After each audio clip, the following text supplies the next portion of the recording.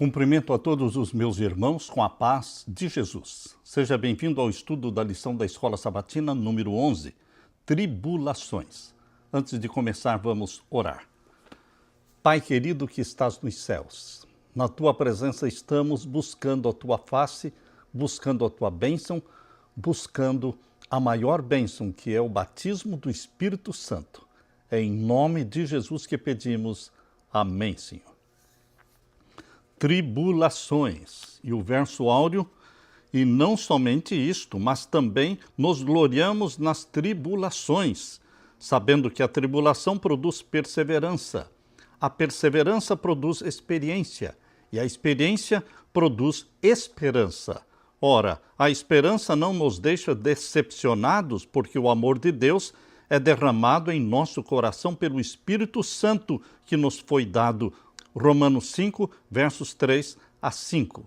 Quando o apóstolo Paulo fala que o amor de Deus foi derramado em nosso coração pelo Espírito Santo, o Espírito Santo era algo real, presente na vida do apóstolo Paulo, e ele derrama o amor de Deus sobre você. Certa tarde, uma jovem caminhava para casa quando uma tempestade repentina começou a se formar.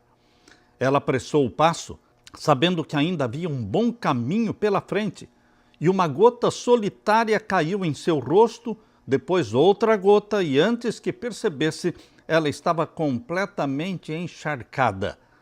Correu até chegar em casa, onde o pai, que estava observando a filha, foi recebê-la com um cobertor, e ele disse: "Por que a cada relâmpago você parava de correr, olhava para o céu e sorria?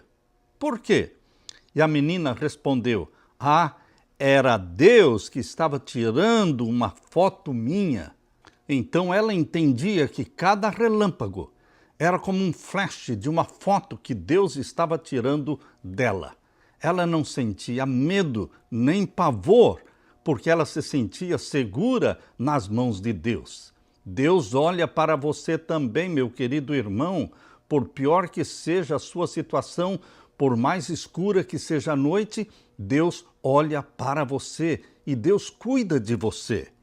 Como nós reagimos quando as tempestades da vida nos atingem ou quando enfrentamos momentos de crise em nosso relacionamento com Deus? Como você reage?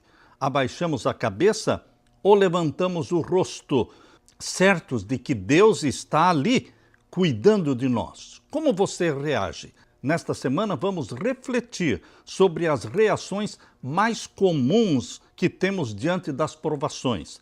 Vamos descobrir como usar os desafios da vida para fortalecer e não enfraquecer nosso relacionamento mais importante. Tribulações é o que certamente você e eu teremos, já estamos tendo. Jesus passou por tribulações, Paulo, João Batista, todos passaram por tribulações. Os servos de Deus, os filhos de Deus neste planeta Terra são perseguidos, são martirizados, não são aplaudidos, não são amados por todos, porque o mundo jaz no maligno.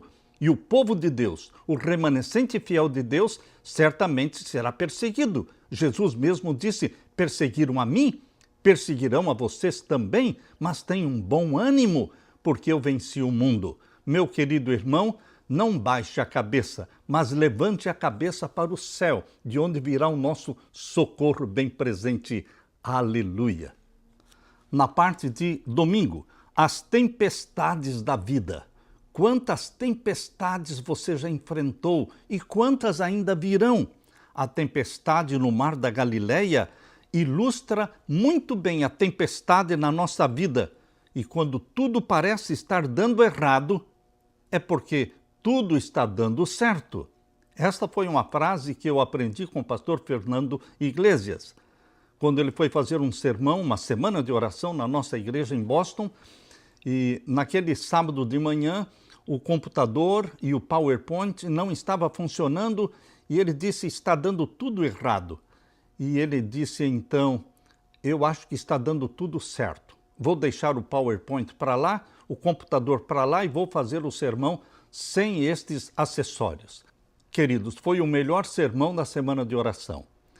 Quando tudo estiver dando errado, mas você ama Jesus, você tem comunhão com Jesus, é porque está dando tudo certo. Acredite nisso, meu querido irmão. Jesus havia passado o dia inteiro ensinando grandes multidões às margens do Mar da Galileia. Já estive ali com a minha esposa visitando o Mar da Galileia. É um grande lago de água doce. Suas palavras ecoariam na mente do povo por muito tempo e por toda a eternidade. Ao cair da tarde, Jesus falou para os discípulos, convidando-os para a travessia do Mar da Galileia. Ele disse, vamos passar para a outra margem, Marcos 4:35. Jesus sabia que uma tempestade viria, mas ainda assim os chamou para ir e atravessar o lago. Ele tinha uma lição de vida muito importante para ensinar aos seus seguidores que estavam mais próximos dele. Abra sua Bíblia e vamos ler então Marcos capítulo 4. Marcos capítulo 4, vamos ver o verso 35 a 41. Aqui diz, naquele dia, sendo já tarde, Jesus disse aos discípulos, vamos passar para a outra margem. E eles, despedindo a multidão, o levaram assim como estava, no barco, e outros barcos o seguiam. Ora, levantou-se um grande temporal de vento e as ondas se arremessavam contra o barco, de modo que o mesmo já estava se enchendo de água. E Jesus estava na popa, dormindo sobre o travesseiro. Os discípulos o acordaram e lhe disseram, Mestre, o Senhor não se importa que pereçamos? E ele, despertando, repreendeu o vento e disse ao mar, acalme-se, fique quieto. O vento se aquietou e tudo ficou bem calmo. Então Jesus lhes perguntou, por que vocês são tão medrosos? Como é que ainda não têm fé? E eles, possuídos de grande temor, diziam uns aos outros, quem é este que até o vento e o mar lhe obedecem? Quem é este que até o vento e o mar lhe obedecem? Este é Jesus, o Deus que se tornou homem, o Criador dos céus e da terra, que criou o ser humano, criou Adão e Eva no Jardim do Éden. Ele é o Verbo de João capítulo 1, verso 1, aquele que tudo fez, sem ele nada do que foi feito se fez. E João capítulo 1, verso 14 diz, e o Verbo se tornou carne e viveu entre nós, cheio de graça e de verdade, e nós vimos a glória do unigênito de Deus. Meu querido irmão, esse Jesus é o Criador dos céus e da terra, e foi ele que disse, acalme-se, fique quieto, e o vento se aquietou. Que homem é este que até o vento e o mar lhe obedecem? Era um homem chamado Jesus Cristo, Filho do Deus vivo, 100% homem, 100% Deus, mas que na terra vivia como homem, na dependência de Deus, o Pai. Meu querido irmão, que exemplo de vida é Jesus Cristo para você? O relatório de Marcos, capítulo 4, verso 35 a 48, nos ensina lições sobre fé. Fé em Jesus Cristo. Se você está com Jesus dentro do barco, se você está com Jesus na sua vida, presente na sua vida, você precisa ficar com medo? Não, não precisa ficar com medo. Mas nós ficamos com medo.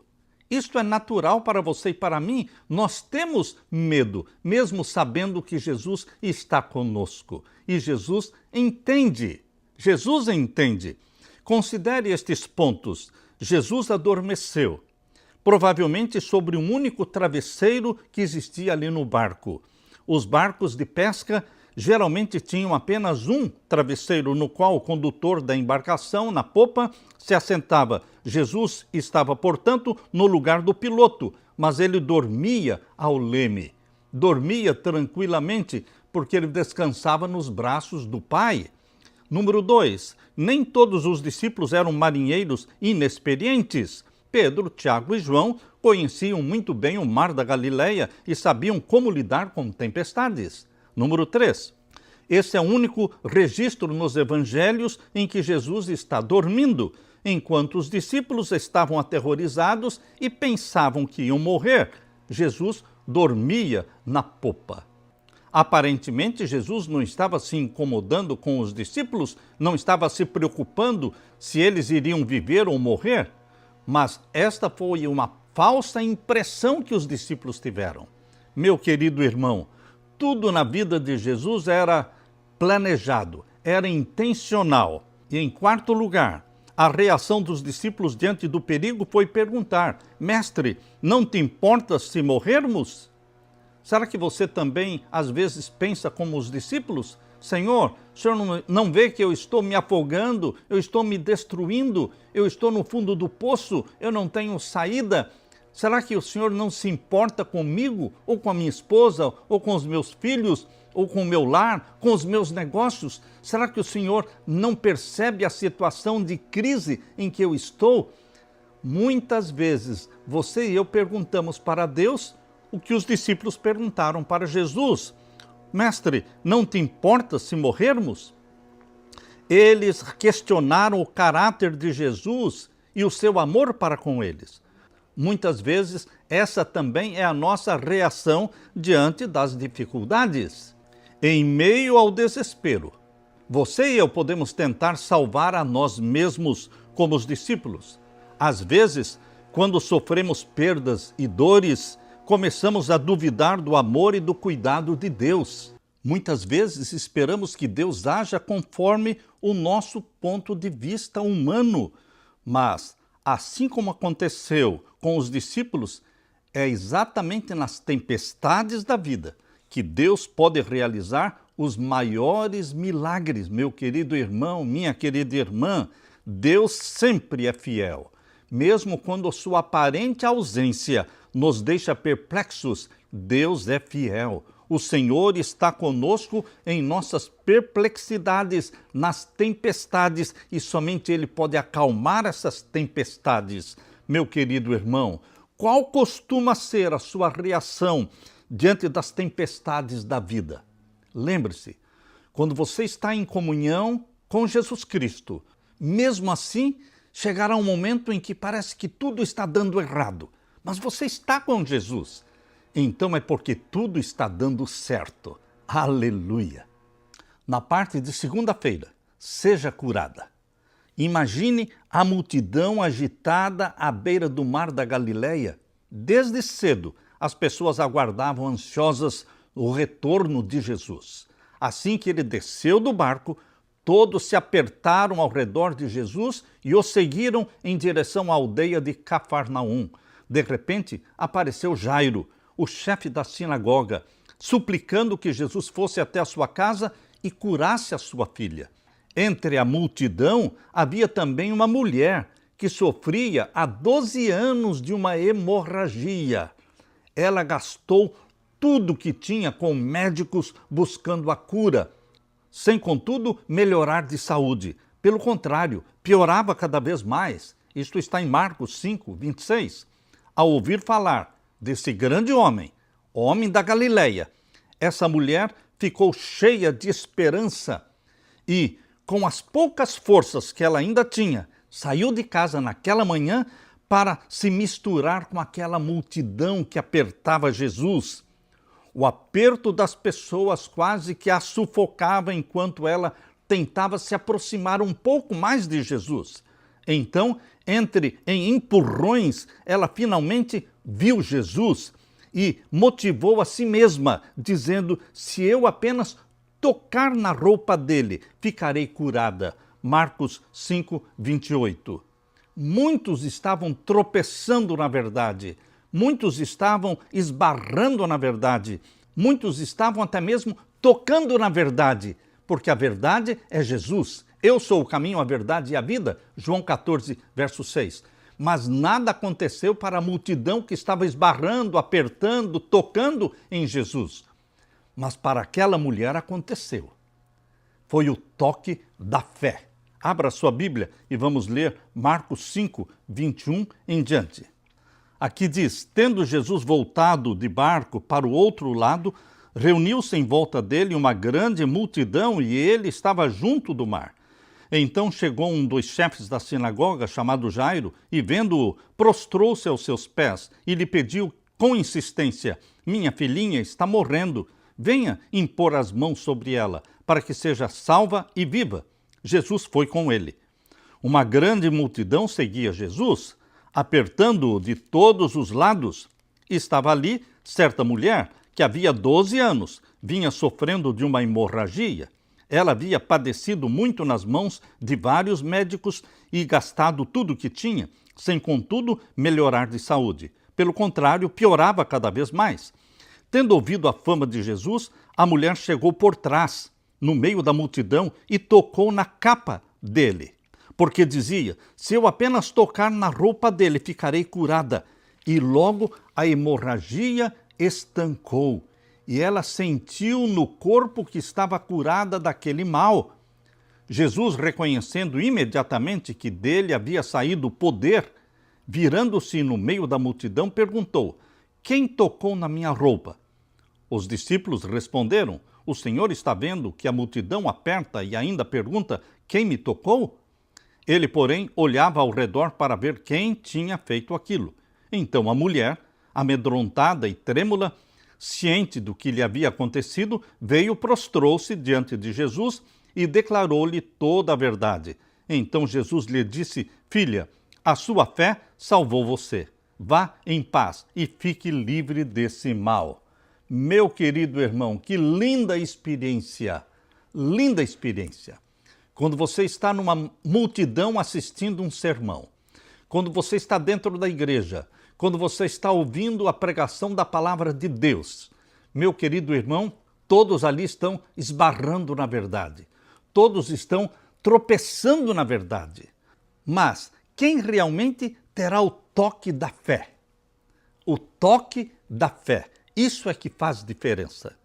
Esse episódio revela o cuidado e a compaixão de Jesus pelos doentes naquele tempo, e a compaixão de Jesus pelos doentes hoje ainda, pelos solitários, pelos perdidos no meio da multidão.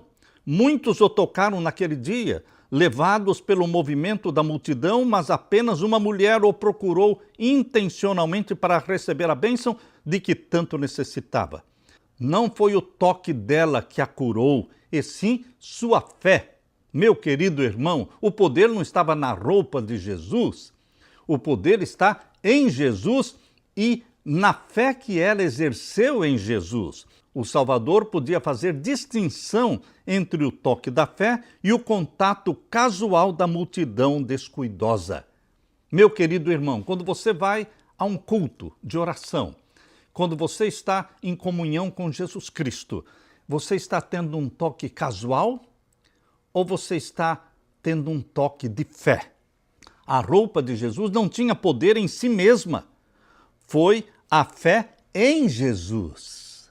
A fé em Jesus faz diferença, meu irmão.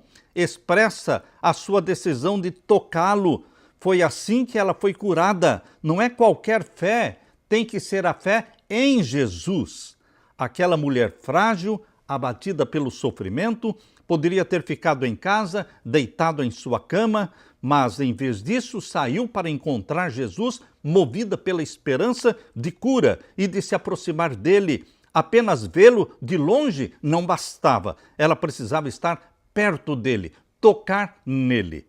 Venham a mim, disse Jesus, todos vocês que estão cansados e sobrecarregados, e eu os aliviarei. Tomem sobre vocês o meu jugo e aprendam de mim, porque eu sou manso e humilde de coração, e vocês encontrarão descanso para a sua alma. Esse é o toque da fé. Vir a Jesus Cristo, exercendo fé nele. Mateus 11, 28 e 29. O convite de Jesus hoje é para você e para mim. O seu toque é casual ou o seu toque é o toque da fé? Você exerce fé em Jesus Cristo? Ele tem poder para curar hoje como curava naquele tempo. Ele perdoa hoje como perdoava naquele tempo. Ele é Salvador, 100% Salvador hoje, como foi naquele tempo. Jesus Cristo espera trazer uma bênção na sua vida, mas não depende somente dele, depende de você exercer fé em Jesus. Aleluia!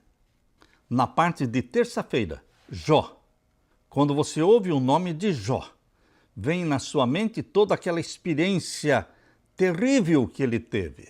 Em toda a Bíblia, eu não leio outra experiência semelhante à de Jó.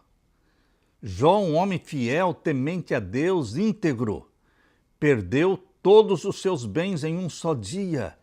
Em um só dia morreram todos os seus filhos. Meu querido irmão, ele não entendia o que estava acontecendo por trás das cenas.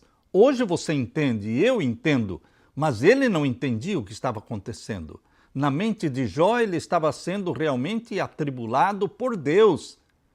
Hoje nós sabemos que não foi Deus, foi Satanás. Mas, queridos, Jó foi testado. E mesmo pensando que era Deus o causador de tudo aquilo, ele se prostrou em terra e adorou a Deus. Meu querido irmão, a história de Jó está aqui para animar você. Quando pensamos em provações na Bíblia, no Antigo Testamento temos Jó, no Novo Testamento temos Paulo. O primeiro nome no Antigo Testamento que nos vem à mente é Jó. Ele não apenas perdeu todos os bens, mas também todos os filhos e a própria saúde. Para piorar, a esposa incentivou Jó para amaldiçoar Deus e morrer, como está em Jó, capítulo 2, verso 9. Depois de algum tempo, 3 amigos vieram visitar Jó. Ficaram tão chocados com a sua aparência que permaneceram sem falar nada por 7 dias, só olhando para ele, sem coragem de falar nada. Depois de 7 dias, resolveram falar. Porém, aumentaram a dor de Jó com as suas palavras. Diziam que Jó devia ter algum pecado escondido, oculto e que precisava se arrepender. Um deles chegou a dizer: é assim a habitação do perverso. Esta é a situação de quem não conhece a Deus. Jó 18, 21. Aqueles 3 amigos não vieram trazer conforto. Eles acusaram Jó. Eles complicaram mais a situação. Abra sua Bíblia e vamos ler Jó capítulo 19. Jó 19, vamos ler então os versos 23 a 27. Aqui diz: quem dera fossem agora escritas as minhas palavras, palavras de Jó. Quem dera fossem gravadas em livro, que, com pena de ferro e com chumbo, para sempre fossem esculpidas na rocha. Porque eu sei que o meu Redentor vive e por fim se levantará sobre a terra. Depois de consumida minha pele, ainda na minha carne verei a Deus. Meu querido irmão, essa certeza de Jó, porque eu sei que o meu Redentor vive e por fim se levantará sobre a terra. Mesmo tendo perdido tudo, perdido os filhos, mesmo estando doente, meu querido irmão, Jó disse: eu sei que o meu Redentor vive. Ele cria no Deus vivo e por fim se levantará sobre a terra. Depois de revestido este meu corpo da minha pele, em minha carne verei a Deus. Eu o verei por mim mesmo, disse Jó. Os meus olhos o verão e não outros. De saudade o meu coração desfalece dentro de mim. Eu ainda verei o meu Deus com os meus olhos, eu o verei. Meu querido irmão, nós não precisamos entender o que está acontecendo em nossa vida. Nós precisamos somente crer em Deus. Jó não entendia o que estava acontecendo, mas ele creu em Deus. Mesmo sem compreender o motivo das suas tragédias, Jó permaneceu fiel. Ele se manteve firme sem culpar ou amaldiçoar a Deus. Quando foi tentado a fazê-lo, respondeu: nu saí do ventre da minha mãe e nu voltarei. O Senhor o deu e o Senhor o tomou. Bendito seja o nome do Senhor. Jó 1, 21. Queridos, Jó permaneceu fiel na tragédia. Nós também vivemos no meio desse mesmo conflito. Não pense que o conflito em que Jó estava envolvido acabou. Não, meu querido irmão. Nós também vivemos no meio do mesmo conflito. Satanás nos aflige com dor, com perdas, com dificuldades. Qual a intenção dele? Ofuscar nossa visão de um Deus amoroso. Nessas horas, temos apenas duas opções: rejeitar o Senhor ou nos apegar mais fortemente a Ele com todas as forças. Embora a batalha seja intensa, devemos lembrar que, à luz da eternidade, nossas tribulações são passageiras. Há muito mais acontecendo além do que podemos enxergar. Existe muito mais coisa acontecendo por trás das cortinas do que nós podemos enxergar. E um dos maiores desafios da fé é confiar em Deus mesmo nos momentos mais escuros. O Senhor já revelou de muitas formas a realidade do seu amor. E é esse amor que precisamos nos agarrar, mesmo quando não o sentimos plenamente, mesmo quando não entendemos o que está acontecendo, os porquês e os paraquês. Mas precisamos confiar. Vivemos no meio do mesmo conflito de Jó. O conflito continua entre o bem e o mal, entre Cristo e Satanás. E você e eu estamos ao lado de Jesus, perseguidos por Satanás, odiados por Satanás, mas amados por Jesus Cristo. Lembre-se o que o anjo Gabriel falou para Daniel: lá no céu você é muito amado, Daniel. Meu querido irmão, minha querida irmã, não importa que nesta terra você seja perseguido e odiado. O importante é que lá no céu, você e eu somos muito amados. Aleluia! Na parte de quarta-feira, o caminho de Emaús. O que realmente fez a diferença naquela caminhada de 10 a 12 quilômetros, a caminhada de Jerusalém até Emaús? É uma caminhada mais ou menos de 10 a 12 quilômetros. O que fez a diferença? Ali estavam dois homens caminhando. Ali estavam dois homens conversando. Aquela poderia ter sido uma caminhada comum, dois homens comuns. Mas o que não era comum? O assunto da conversa deles não era comum. Qual era o assunto da conversa deles? O assunto era Jesus, o Cristo crucificado, o Cristo que foi sepultado e o Cristo que eles esperavam como sendo o Messias. Eles estavam falando daquilo que o coração estava cheio, porque do que o coração está cheio, a boca fala. Eles estavam impregnados de Jesus. E o assunto daquela longa caminhada de quase 12 quilômetros, o assunto era Jesus.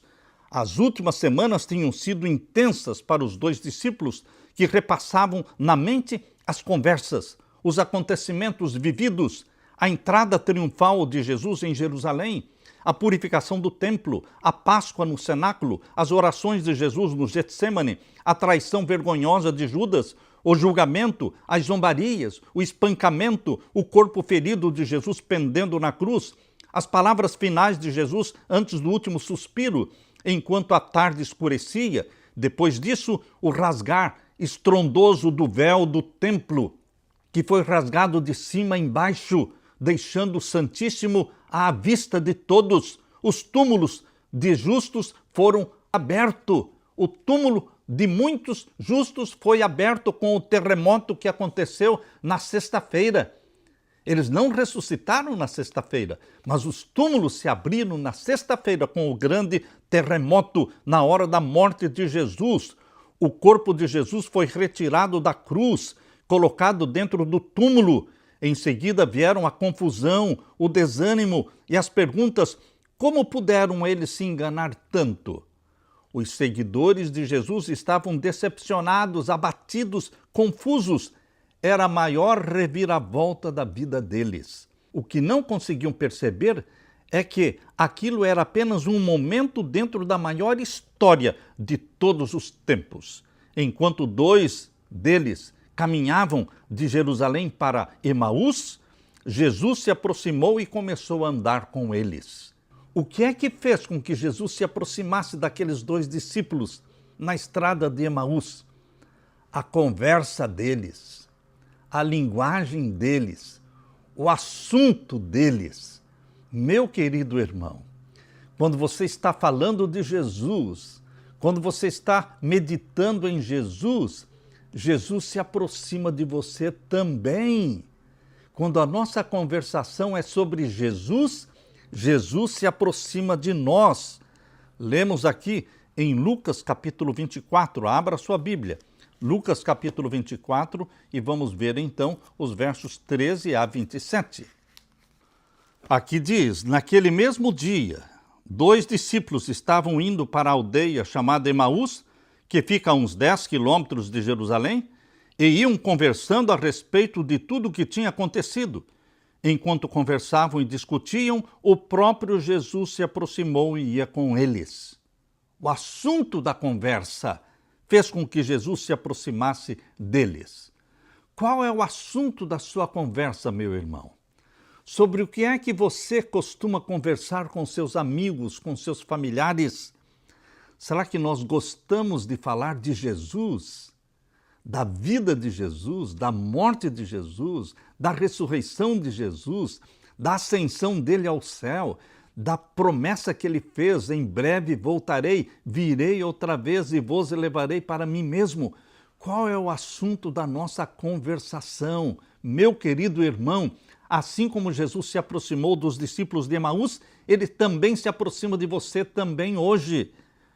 Porém, os olhos deles estavam como que impedidos de o reconhecer. Então ele lhes perguntou, o que é que vocês estão discutindo pelo caminho? E eles pararam entristecidos. Um, porém, chamado Cleopas, respondeu, será que você é o único que esteve em Jerusalém e não sabe o que aconteceu lá nestes últimos dias? Ele lhes perguntou, do que se trata? Eles explicaram, aquilo que aconteceu com Jesus, o Nazareno, que era profeta, poderoso em obras e palavras diante de Deus e de todo o povo, e como os principais sacerdotes e as nossas autoridades o entregaram para ser condenado à morte e o crucificaram. Nós esperávamos que fosse ele quem havia de redimir Israel, mas depois de tudo isto, já estamos no 3º dia, desde que essas coisas aconteceram. É verdade também que algumas mulheres do nosso grupo nos surpreenderam, indo de madrugada ao túmulo e não achando o corpo de Jesus, voltaram dizendo que tinham tido uma visão de anjos, os quais afirmam que ele vive. De fato, alguns dos nossos foram ao túmulo e verificaram a exatidão do que as mulheres disseram, mas não ouviram.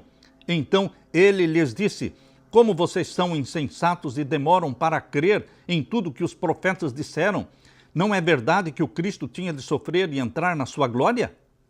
E começando por Moisés e todos os profetas, explicou-lhes o que constava a respeito dele em todas as Escrituras.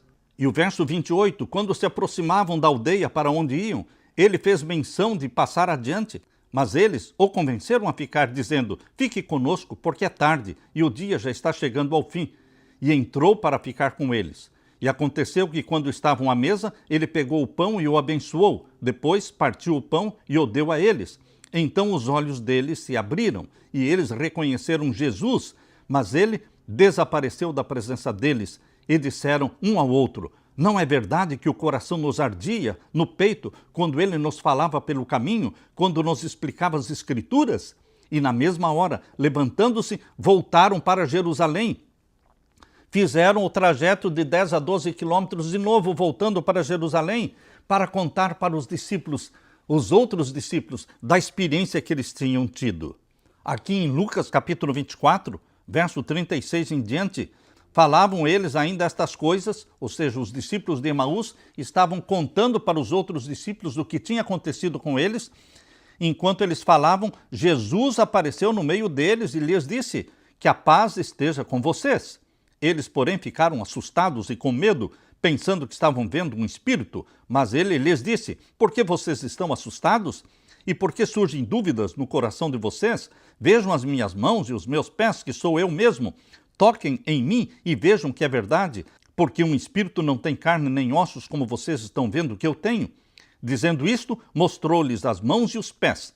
E por não acreditarem eles ainda, por causa da alegria e como estavam admirados, Jesus lhes disse, vocês têm aqui alguma coisa para comer? Queridos, aqui está a experiência, linda experiência, não de tristeza, porque agora a tristeza da morte de Jesus tinha passado. Agora era uma reunião de alegria, de regozijo, porque Jesus ressuscitou. Queridos, esta também é a mensagem de Jesus para nós hoje. O cristianismo não é a religião que termina em morte, em sepultura.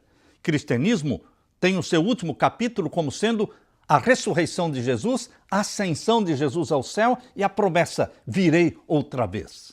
Portanto, o cristianismo é uma religião de esperança, de alegria, de regozijo, porque o nosso Redentor vive. E porque ele vive, nós também viveremos, porque ele voltará para nos buscar. Com frequência, nós esquecemos que Jesus caminha ao nosso lado nos vales escuros da vida. Muitas vezes não reconhecemos Jesus, esquecemos que existe muito além do que vemos. Permitimos que a aflição e a dúvida se instalem no coração, como se nossa vida não estivesse segura nas mãos de Deus. E não raras vezes achamos que sabemos melhor do que Jesus o que realmente está acontecendo conosco. Meu querido irmão, quando você está caminhando por esta vida, quando o assunto da sua conversa é Jesus, a morte de Jesus, a ressurreição de Jesus, a ascensão dele para o céu e a promessa de que ele virá outra vez, quando o assunto da sua vida é Jesus, ele se aproxima de você e anda com você e derrama sobre você o Espírito Santo. Aleluia! Na parte de quinta-feira, olhe para Jesus. Por favor, olhe para Jesus. Leia comigo agora Hebreus capítulo 12, verso 1 em diante. Portanto, também nós, visto que temos a rodear-nos tão grande nuvem de testemunhas, livremo-nos de todo o peso e do pecado que tão firmemente se apega a nós e corramos com perseverança a carreira que nos está proposta, olhando firmemente para o autor e consumador da fé, Jesus. Olhando para Jesus. Meu querido irmão, nosso segredo é falar de Jesus, é olhar para Jesus, e eu convido você para que ao ler este sonho que Ellen White teve, que está no livro Primeiros Escritos, página 93 e 94, que você se imagine nesse sonho. Faça de conta que este sonho é seu. Medite nele. Parecia-me estar sentada em desespero aterrador com as mãos no rosto, refletindo assim: se Jesus estivesse na terra, eu iria a ele e me lançaria aos seus pés e lhe contaria todos os meus sofrimentos. Ele não se desviaria de mim, teria de mim misericórdia, e eu o amaria e serviria sempre. Exatamente nesse momento se abriu a porta e entrou uma pessoa de belo porte e semblante. Olhou para mim compassivamente e disse: você deseja ver Jesus? Ele está aqui e você pode vê-lo, se o desejar.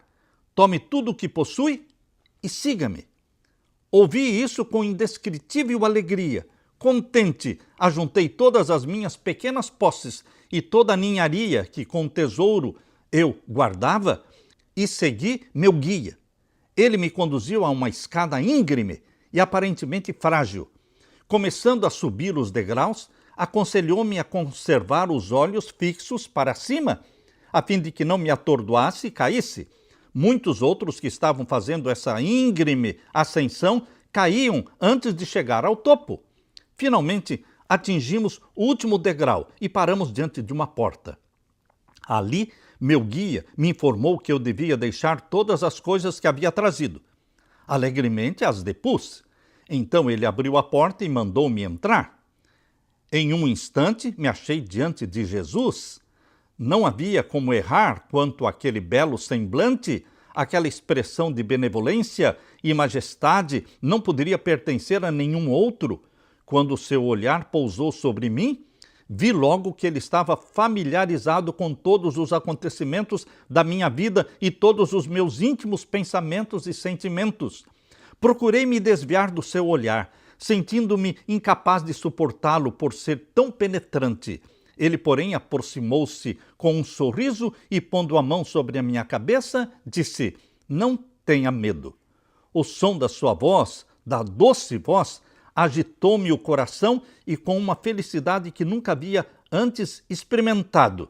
Eu estava alegre demais para poder proferir uma palavra e, vencida pela emoção, Caí prostrada aos seus pés. Enquanto ali jazia inerte, cenas de beleza e glória passaram diante de mim. Parecia-me ter alcançado a segurança e paz do céu. Por fim, recuperei as forças e me levantei. O olhar amorável de Jesus ainda estava sobre mim, e seu sorriso me enchia de alegria a alma. Sua presença despertou em mim uma santa reverência e um amor inexprimível. Esse sonho me deu esperança e fé, e a beleza e simplicidade de confiar em Deus começaram a raiar em minha alma. Esse foi o sonho de Ellen White. Esse pode ser o sonho seu e meu querido irmão. Esse é o sonho que pode pertencer a você, filho de Deus, filha de Deus. Viva na presença de Deus. Contemple o rosto de Jesus pela fé. Contemple o rosto amorável de Jesus. Jesus Cristo nos ama.